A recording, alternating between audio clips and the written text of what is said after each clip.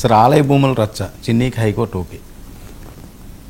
ఇదే ఈ వెంకటేశ్వర స్వామి భూములు, గొల్లపూడి ఆలయ భూములు. గొల్లపూడిలో భూమి ఉన్నప్పటికీ ఆ భూమి బందర్లో ఉన్నటువంటి గొడుగుపేట వెంకటేశ్వర స్వామి ఆలయానికి సంబంధించింది.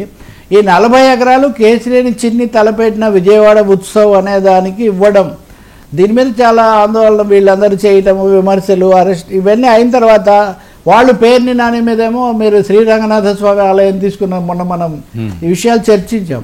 ఆ సాయంత్రానికి high court single judge bench stay ఇచ్చింది.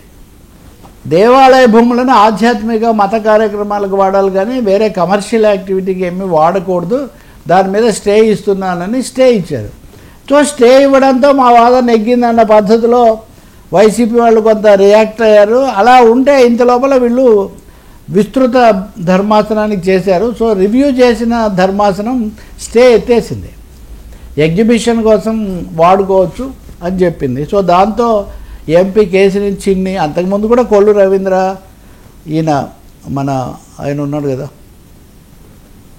కాలుచి బోర్డు స్వచ్ఛాంధ్ర బోర్డు పట్టాభి, వీళ్ళందరూ కూడా మాట్లాడారు ఇదంతా కావాలని చేస్తున్నారని. ఇప్పుడు చిన్నియే ముందుకు వచ్చి అడ్డుపడడానికే కావాలని దీంట్లో జరిగితే దాన్ని అడ్డుకోవడానికి ఇదంతా చేశారని తీవ్రస్థాయిలో దాడి చేశారు. ఏదైనా హైకోర్టు బెంచ్ ఎత్తేయడంతో కొంచెం జోష్లో ఉన్నట్టుగా కనిపిస్తుంది. దానికోసం ఇంకా ఏర్పాట్లు ఇప్పుడు చేస్తున్నారు. సో కోర్టుల యుద్ధంలో ఇదొక పరిణామం.